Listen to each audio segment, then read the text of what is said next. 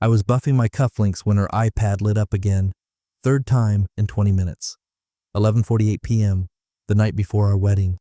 The screen glowed like a trap, and I swear something in me already knew. I looked over. She was snoring lightly, drool on her pillow, her silk robe slipping off one shoulder like a photo shoot for betrayal. The message was from Carly, her maid of honor. Can't believe she's still going through with it. Poor Greg. My name. My name in that tone. I didn't touch the screen right away. I stood there, frozen, cufflink in hand, like a man polishing his own noose. My first instinct wasn't even rage. It was that tightening you get in your throat when you remember too late you left the stove on. A slow, creeping burn. Then I tapped it. The iPad wasn't locked. Of course it wasn't. It was synced to her messages, her group chats, her secrets. Most guys would close it and say, I trust her. I trusted her yesterday. Today I scrolled. The chat was called White Wine Witches, and the last 24 hours were a slow-moving train wreck. I scrolled past a meme of a ball and chain photoshopped with my face, a picture from her bachelorette trip in Cabo, her kissing a man I didn't recognize, his hand down the back of her swimsuit. Underneath, Plan G in action, a nickname, Plan G. My jaw tightened so hard I thought I might crack a molar. She says she's going through with it to secure the house, then filing once the paperwork's safe. Carly had written earlier that night. Honestly, he's boring but stable. I'd do the same. I didn't shout, I didn't smash anything, I didn't even look at her. I just kept scrolling like it was research. You ever realize you were the only one who didn't know the joke was about you? If you're still here, yeah, I know. It hits different, like being the punchline and the idiot in the same breath. So if this already feels close to home, maybe hit the follow. I promise it gets worse before it gets satisfying. Anyway, back to the group chat. There was a poll. How long before she files? Options: 3 months, 6 months, before Christmas. After they buy the Tesla LOL. Most of them voted before Christmas. One sent a laughing emoji. One called me duct tape daddy. I didn't even know what that meant. I still don't. Maybe I don't want to. What I do know is I closed the iPad like it was radioactive. I stared at her back, her breathing, peaceful, as if she hadn't rehearsed a role for months to land the saddest fool in a suit. I didn't sleep. I didn't even sit down. I stood in that hotel room lit only by the digital clock and a faint glow from the hallway under the door. My reflection in the mirror looked like a man at the wrong funeral. I started reviewing every word, every moment, every glance she'd ever given me, wondering which ones were rehearsed, which ones were real. Plan G, like I was some strategic fallback, a contingency, a reliable idiot. She turned in her sleep and mumbled something that sounded like Greg. I felt sick. I walked to the mini fridge, took out one of those overpriced miniature bottles of Jack and drank it straight, burned like the truth. Then I sat at the desk, opened my laptop, and began searching for the hotel business center. If they were staging a play, I figured I'd join the cast, just with my own script. At exactly 12:27 a.m., I opened a new Word document and titled it, Congratulations on the Performance, a Wedding Memoir. Let them have their wine, their hair appointments, their last-minute adjustments. Tomorrow, I'd let the show go on, but I'd be the one holding the spotlight. I kept scrolling, not because I wanted more pain. I already had a lifetime's worth packed into those first 5 messages, but because at that point, stopping felt like surrender. Every new bubble of chat was a knife I was choosing to walk into. I guess that's the thing about betrayal. Once you open the door, you can't help but step all the way in. The next photo made my stomach clench. Not the Cabo kiss, I'd already seen that. No, this one was worse. It was a selfie. My fiancée Hannah lying in bed, hair messy, makeup smudged, half naked, flipping the camera off with a big, stupid grin, a man's tattooed arm wrapped around her waist. The caption? Wifey material. Carly had replied, LMAO girl, I still can't believe you're going to put on that dress tomorrow like nothing happened. Another chimed in, queen behavior, marry the backup, keep the side dishes spicy. I was the backup. Plan G. Good old Greg. The guy who always picked up the check, remembered birthdays, laughed at their brunch jokes, and painted the guest bedroom seafoam green because it felt soothing. I wasn't soothing. I was a damn landing pad. Then came the poll. How long do we give it? Choices. A week till she snaps. She'll milk it for the house. As long as the intimacy is tolerable. Till she accidentally meets someone richer. Carly voted for milk it for the house. One of the other bridesmaids, by Jenna, I think, he typed, honestly, she says Greg's decent in bed, but too vanilla. She told me she fakes it so he'll finish faster. I closed the iPad, not slammed, not tossed. I closed it like a man done reviewing evidence at a crime scene. Because that's what it was. The scene. A little crime of the heart, staged and curated and group approved. No conscience, no guilt, just teamwork. That's when the disgust curled into something colder. I looked around the hotel suite, the garment bags hanging from the closet, her gown draped like a flag on enemy soil, my shoes lined up neatly under the luggage rack, her perfume bottle tipped over on the counter like it had passed out from all the lies, and there on the nightstand, her copy of the ceremony vows, handwritten on monogram stationery, the kind she made me order from Etsy because normal paper just didn't feel sacred enough. I remember reading her vows draft a week ago. The line, I chose you because you make me feel safe. Now I realize what she meant. I was safe, predictable, controlled, a liability turned asset, like putting a dull knife in a pretty drawer. So I made a choice, not heartbreak, not fury, strategy. I sat down, reopened the iPad, took screenshots. All of it, the poll, the photos, the duct tape daddy jokes, even one message from her that said, he's boring, but at least I know he won't cheat. I'm too tired to keep chasing passion. Funny, I wasn't tired at all. I was wide awake. I created a shared folder on Google Drive, labeled it Wedding Materials, uploaded everything, even added a smiling engagement photo of us as the cover. I changed the folder's visibility to anyone with the link can view. Then I started drafting a simple document, not a rant, not a manifesto, just a clear, organized breakdown of what I'd read with timestamps, names, and screenshots, a timeline of exactly how I got from fiance to fool in less than 30 minutes. I'd spent months preparing for this day. Caterers, music playlists, place cards that matched the invitation suite. I figured if I was going to blow it all up, the least I could do was be organized about it. When I looked back at her, she was still sleeping, peacefully, dreaming probably of mortgage approvals and side pieces. I wasn't going to scream, I wasn't going to cry, but I wasn't going to be Plan G either. Not anymore. She woke up humming, actually humming, like it was a goddamn Disney morning. Light streaked through the half-open curtains, catching the edge of her veil where it hung from the closet door, fluttering just slightly from the air conditioning. She stretched, cracked her neck, and said, "Big day."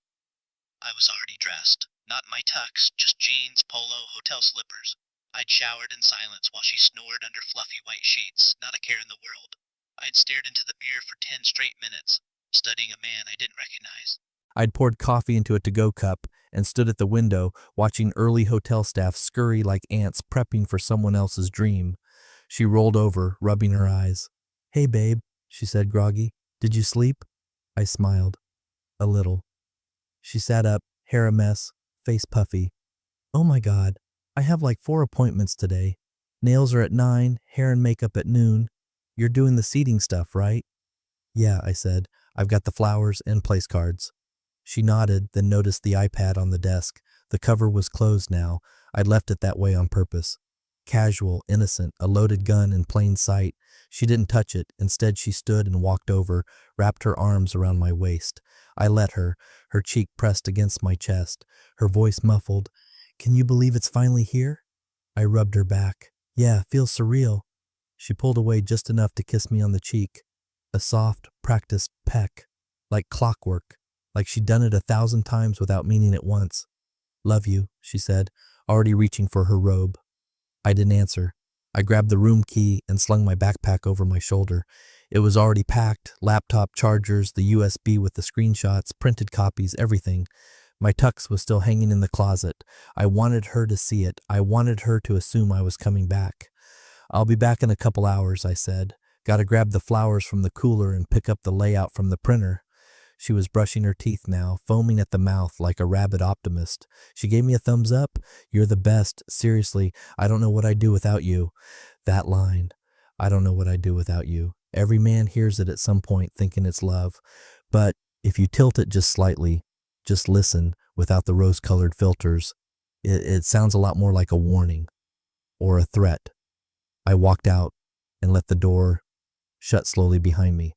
Then I didn't go to the florist, didn't go to the printer.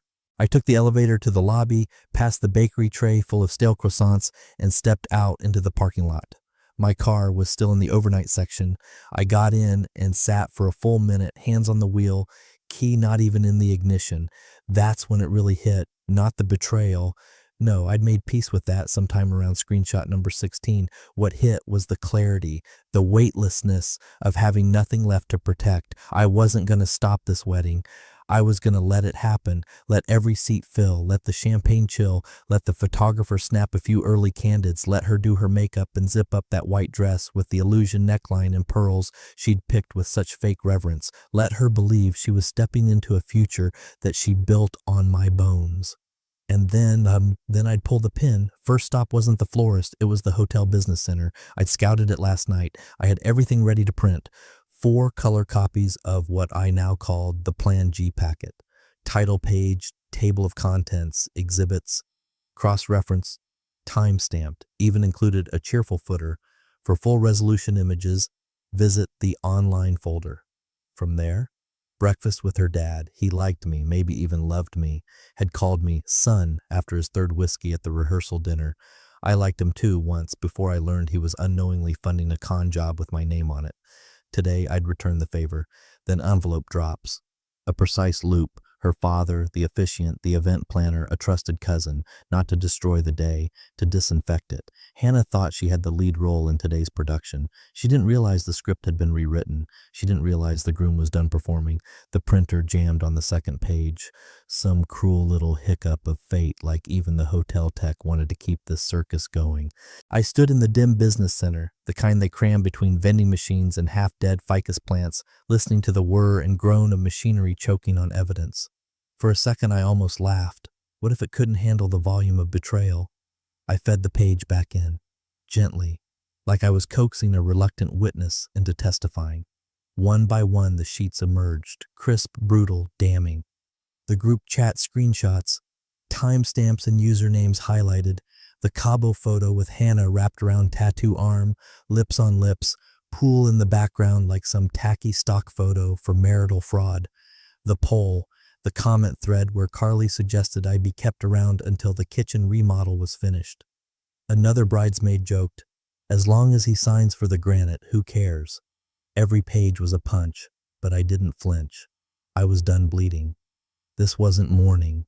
This was packaging, processing, making her trash presentable for the recycle bin. I formatted it like a case file. Clean, clinical. Each exhibit had a label.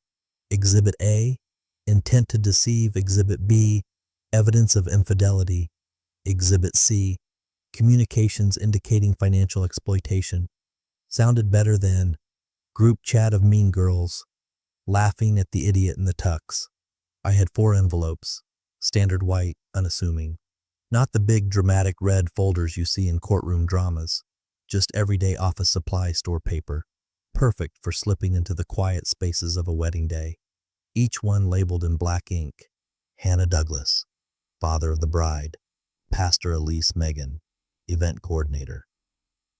I included a short typed letter in each, not personalized, just a summary. The enclosed documents contain conversations and images relevant to the integrity of today's ceremony. I encourage you to review them before proceeding. No signature, just my name printed neatly. Then I slid each packet into its envelope and sealed them slowly, one by one.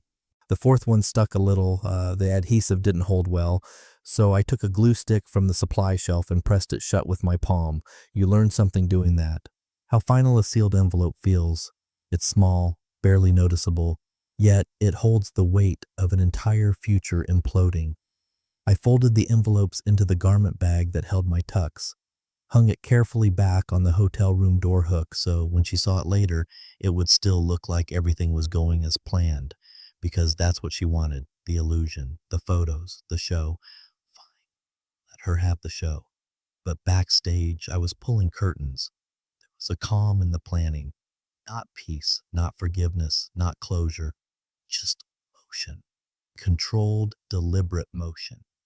Checklist of emotional detachment. The hotel lobby was starting to stir when I walked back through, staff arranging centerpieces, rolling carts, clicking along tile. Someone dropped a fork. A bellhop shouted something in Spanish. It felt like walking through the set of a play I'd already seen the ending to, and I was the only one with the script. Back upstairs, I placed the tux bag neatly on the bed. She was gone already. Off to nails, hair, something surface level. I sat down, pulled out my watch, and started timing the drops. Her dad first. He'd be at the diner. He always ate there when he couldn't sleep, called it his pre-aisle ritual. I'd give it to him with a smile and walk out before the first page flipped. Then Elise, the officiant. She was thorough, spiritual, and allergic to scandal. Megan next. She'd be too busy coordinating cake tables and DJ cues to react immediately. And Hannah, I'd leave hers for last, right where she'd find it at the perfect moment. Not too early to stop the day, not too late to claim ignorance. Just enough time to burn it all from the inside out. People think revenge is loud, explosive. They're wrong. It's 4 envelopes, 2 staples per packet.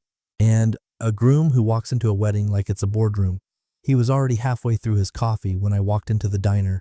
Same corner booth he always picked, back to the window, Sunday crossword half done beside the salt shaker. He was reading the menu like a man who didn't plan to order anything new, just didn't want to sit still. I used to find that endearing. Now it just looked like someone pretending they had choices. "Morning, Greg," he said, glancing up. "Figured you'd be asleep. Big day." I gave him a tight smile. "Didn't sleep much." He folded the menu, gestured to the seat across from him. "Pre-wedding jitters?" "Something like that." Doug to most, had always been more like a mentor than a father-in-law. He taught me how to make a decent old-fashioned, trusted me with his boat, even let me borrow his snowblower when the city forgot our street. He once told me, "If I had a son, I'd want him to be someone like you." I took the seat slowly, reached into my bag. The envelope felt heavier than before. He didn't notice right away. He was waving over the waitress, asking for the usual. I slid the envelope onto the table, just to the left of his elbow. "Doug," I said quietly, "you might want to read this before you walk her down the aisle." His eyes flicked from the menu to the envelope. His brow furrowed, but he didn't reach for it. "What's this?" I didn't answer. He stared at me a beat longer, then gave a small, uneasy chuckle. "This some kind of joke?" "No," I said, "but I wish it were. That's all." I stood, left a 10 on the table for coffee I hadn't ordered, and walked out. The bell over the door jingled behind me, a stupid, cheerful sound for a moment that felt like cutting a brake line. I didn't look back. I didn't want to see his face when he opened it, when the man who once toasted me as the rock in her life saw the messages, the photos, the plan to take his retirement gift house and turn it into a pawn in a game he didn't even know his daughter was playing. But I knew what he'd feel, not rage, not at first, just that nauseating sense of being implicated, of wondering how he missed it, of tallying up every birthday, every family barbecue, and realizing they'd all been steps toward a stage where the groom was just another set piece. Doug was a man of tradition, duty, pride. He'd already picked his tie, already rehearsed his walk down that aisle, left foot first, stop at the 3rd step, hand her over with a smile. Now he had to choose, protect his daughter's performance or pull the curtain down, and either choice would stain him. That's the part I don't think Hannah understood. This wasn't just about me. I could survive the humiliation. Hell, I'd already weathered the worst of it. But the ripple effect, that was always going to be what broke her. She brought her friends into it, laughed behind my back, built her little plan G on the assumption that the damage would stop at me. What she never realized was how many people still believed in the idea of us, how many people had skin in the game, family, faith, future in-laws who had already started calling me son, and now one of them had Exhibit A in his hands, staring at his coffee like it might rewrite what was coming next. Back in the car, I sat for a moment and watched the street. The town was waking up. Joggers, dog walkers, a florist van pulling up to the chapel 2 blocks over. I checked my watch. 40 minutes until I met Pastor Elise, 1 domino down, 3 more to go. Carly barged into the bridal suite like she always did, heels clicking, iced coffee in hand, sunglasses still on indoors like the queen of self-importance. She was ranting about a missing bouquet ribbon or a bad contour line on one of the bridesmaids, the usual chaos she fed on. Always loud, always first. She tossed her purse onto the velvet bench and reached for her phone charger when she saw it, the iPad. Still on, still glowing. She squinted, expecting maybe a Pinterest board or itinerary notes. Instead, she saw her own name at the top of the screen, the group chat still open, the last message unsent, half-typed, blinking with guilt, her own words staring back at her. Honestly, I'd do it too. Free house, free Tesla, and she says the intimacy is like watching paint dry anyway. She froze. One by one, her eyes scanned the visible messages. Photos, laughter. The poll. How long do we give it? Plan G in action. Then she scrolled up and realized how much Greg had seen. How long had it been open? When had he left it like this? Why hadn't he said anything? Her hand went cold around her phone. The silence was the giveaway. Greg hadn't exploded, he hadn't begged, he hadn't yelled or even hinted, which meant this wasn't a confrontation. It was a setup. Panic set in fast. She dialed Hannah. No answer. Tried again. The third time, Hannah picked up mid-giggle, mid-makeup chair. Carly, I swear, if this is about the centerpiece. Carly didn't let her finish. Check your iPad, right now. There was a pause. The kind of pause people take when they realize something expensive just cracked beneath them. Then, rustling. Footsteps. A door slamming in the distance. Hannah's voice went sharp. Why the hell was he? A scream. Not the dramatic kind, not the oh my god, my wedding is ruined type you see in movies. This was feral, ugly, real, then glass shattering. 20 seconds later, the suite door burst open. Hannah stormed in, robe half open, mascara on one eye, bare feet slapping against the tile. What the FK did you do? Carly stammered, holding up her hands. It was your iPad. He must have. Hannah lunged. The slap cracked like a starter's pistol. Every bridesmaid stopped moving. The playlist died in the background. A curling iron hissed quietly on the countertop like a snake. You told him everything, Hannah shrieked, pointing, crying, lip trembling in that performative way she always had when real consequences touched her designer world. You ruined it. Carly backed up, hands shaking. I didn't tell him anything. I didn't even know he must have, maybe he saw it by accident. Accident. Hannah grabbed the iPad and scrolled, fast and frantic, like maybe she could erase it just by reaching the top, like maybe the last 24 hours could be undone with enough finger flicks. No, she whispered. He saw all of it. Another bridesmaid finally spoke up, quietly, carefully. Maybe you should talk to him. Maybe it's not as bad as it looks. Hannah spun on her. He left it open, on purpose. Then the realization hit her, visibly, the full scope of it. He hasn't called, he hasn't texted, he hasn't come back. Someone muttered, "Where is he now?" No one answered. She looked around at the girls, every one of them complicit, every one of them pale, not because of guilt, they were used to bad behavior, but because now they realized something had shifted. Greg didn't make a scene, he didn't scream in public, he didn't rage, he planned, he vanished, and worst of all, he left them with just enough rope to hang themselves. In the corner, the makeup artist quietly packed up her brushes. The suite, once buzzing with champagne and anticipation, now felt like a crime scene, and the only person who knew the timeline wasn't picking up the phone. They started arriving just after noon, shuffling in with optimism in tailored suits and pastel dresses, clutching programs and gift bags and too many assumptions. The kind of crowd that believes weddings are sacred just because someone spent $8,000 on table settings and another $5,000 on flower arches. They smiled as they walked up the steps. They posed in front of the ivy wall out back. They greeted each other with hugs and, "Can you believe it's finally here?" and polite chuckles as if this wasn't a funeral in slow motion. I watched them from the upstairs window, half hidden behind the curtain of the groom's prep room. My tux hung beside me, steam-pressed and unearned. No one had seen me come in. I parked in the rear lot, slipped through the side door, avoided the bridal suite like it was radiation. My hands were steady. That surprised me. Then came the first real signal. Doug didn't show up in the foyer. That man loved an entrance. He should have been front and center, shaking hands, handing out corny stories about raising his daughter, taking credit for the open bar. Instead, absence, deafening and deliberate. A couple of guests murmured. One asked the planner if he was running late. She smiled, lied, just getting dressed. He'll be right out. He wouldn't be.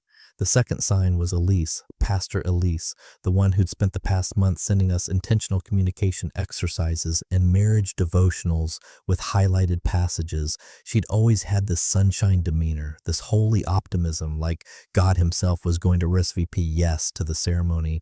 But when she walked in and locked eyes with me, she didn't smile. She looked disappointed. Not in me, at least not entirely, disappointed in the entire theater, like a director who realized the cast was full of frauds but the curtain was already up. She gave me a slow nod and walked straight to the prep room with her binder clutched like a Bible shielding her from contamination. No congratulations, no pleasantries, just the silence of a woman holding a loaded truth and not sure where to aim it. Then, the third beat. Logan, one of the groomsmen, the only one who wasn't a frat-stamped jackass, pulled me aside by the water station. He had his phone in his hand, thumb hovering over a message. He didn't say anything at first, just showed it to me. It was from his sister. Apparently she was friends with one of the bridesmaids. Word had spread. The text read, "Dude, is this about Greg's wedding? I just heard something crazy. It's bad. Like, leave her at the altar. Bad." Logan lowered his phone. His eyes were heavy. "Man, I didn't know it was like this. I'm sorry." I stared at the message, then back at him. "Don't be," I said. "You didn't pick her." He tried to say something else. I walked away. Back in the prep room, I sat for a moment, just breathing. The world was tilting sideways, but my heart rate never moved. There's something weird about knowing the worst thing already happened. You don't spiral. You stabilize. Like a pilot with one engine left and no illusions. So I stood, took the tux from its hanger, slipped it on, buttoned each one carefully, tied the bow tie I'd practiced a dozen times the night before, polished my shoes with the corner of a towel, spritzed a little cologne, not for her, for me, for the man who was going to end this on his terms. I looked in the mirror, and for the first time all day, I didn't see a victim. I saw a man finishing something, executing a plan. Outside, the pianist started playing. The first few chords of that overused, underfelt instrumental everyone picks for their walk down the aisle. More whispers now. A few guests glancing at their programs, at the entrance, at each other. Where's Doug? Where's Hannah? Where's the groom? I walked out of the room and down the back hall. Every step was quieter than the last. And in my pocket, Hannah's envelope stayed tucked. Still sealed. She had no idea when it would reach her. Only that it would. Soon. The music started. That syrupy instrumental that plays at every wedding between people who think love is a checklist. The guests rose as one, a rustling wave of chiffon and wool and fragile expectation. Cell phones tilted discreetly. Smiles surfaced. Some dabbed their eyes, too conditioned to question whether the emotion was real. I stood at the altar like stone. Straight back, chin up, hands folded in front of me. Just enough warmth in my eyes to appear groom-like. Just enough calm to suggest, he's really doing it, only I wasn't, not the way they thought. I scanned the crowd slowly, her side packed tighter than mine. Coworkers, sorority friends, wine club regulars. A few were whispering already, not loud, but just enough for the tension to start simmering. People can feel it, even before they understand it. Then the music looped once, and again. The double doors remained shut. The pianist looked confused, like maybe he'd missed a key. The officiant, Pastor Elise, adjusted her binder and leaned toward me slightly.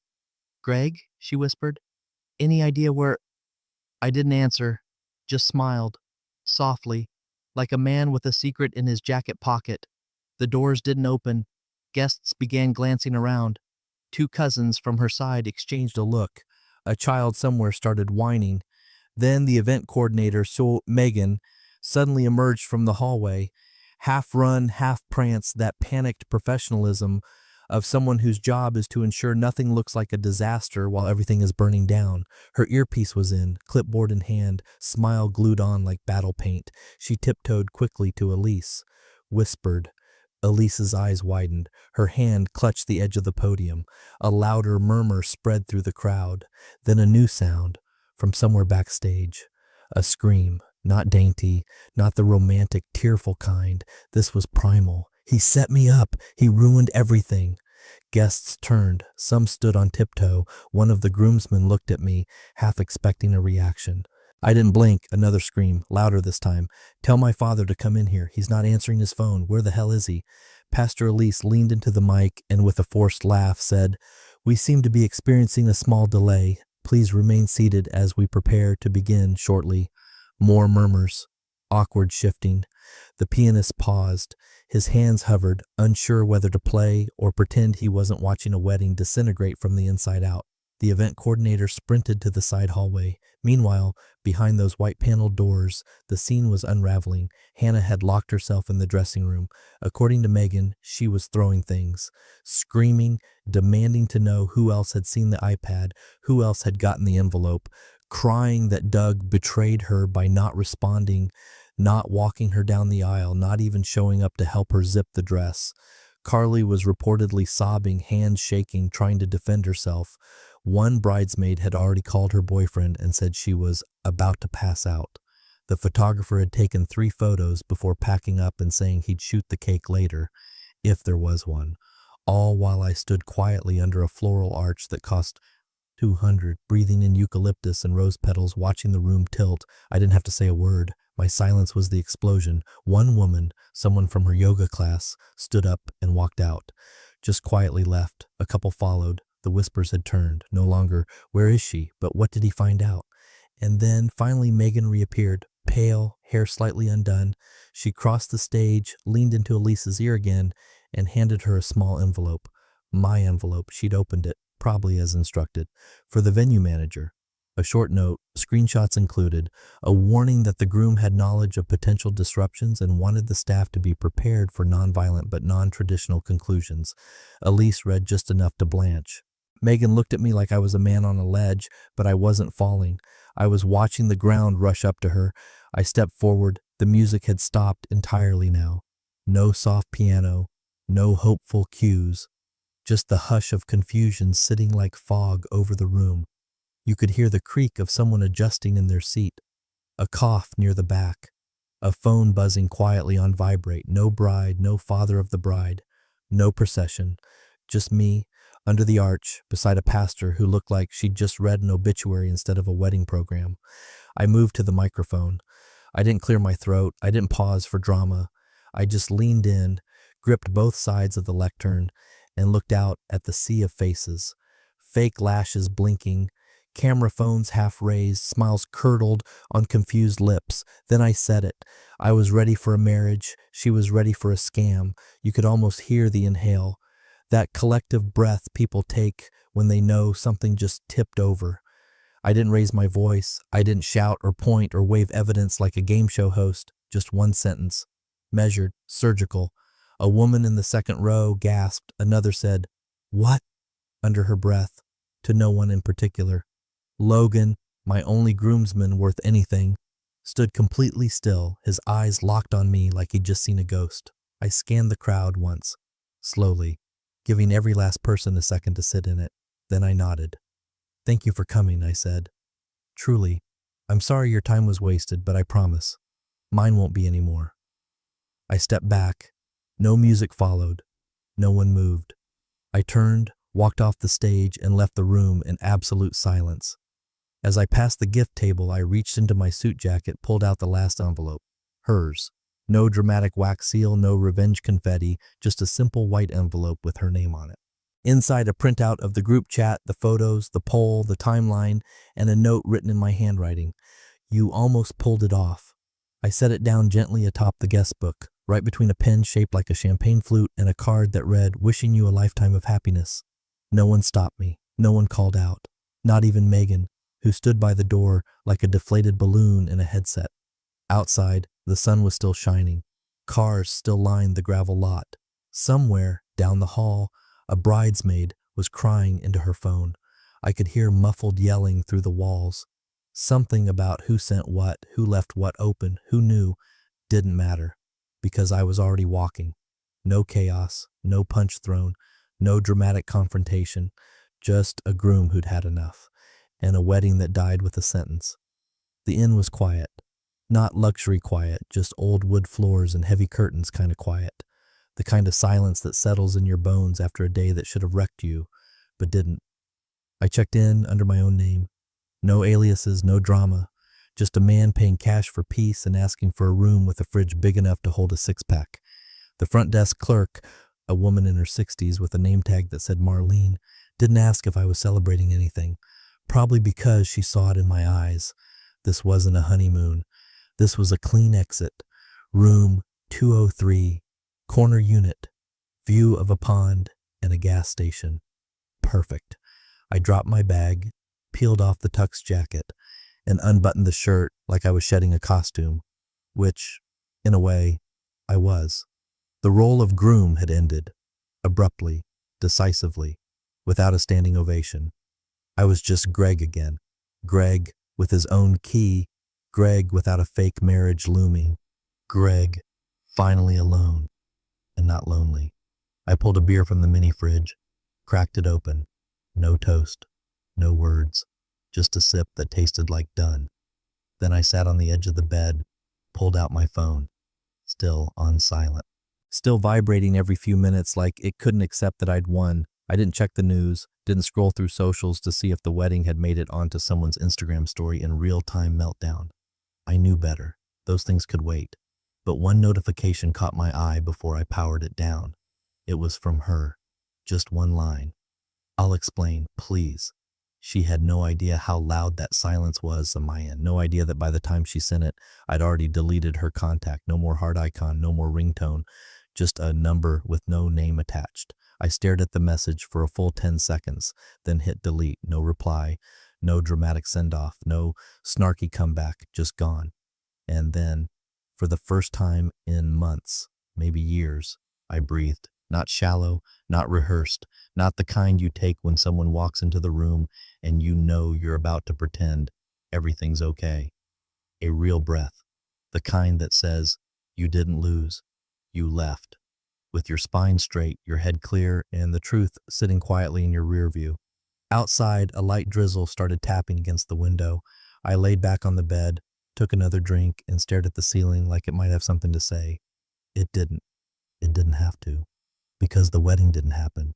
Because she didn't win. Because I didn't let the worst day of my life become the definition of my life. She built a stage to trap me. I built an exit and walked out of it clean.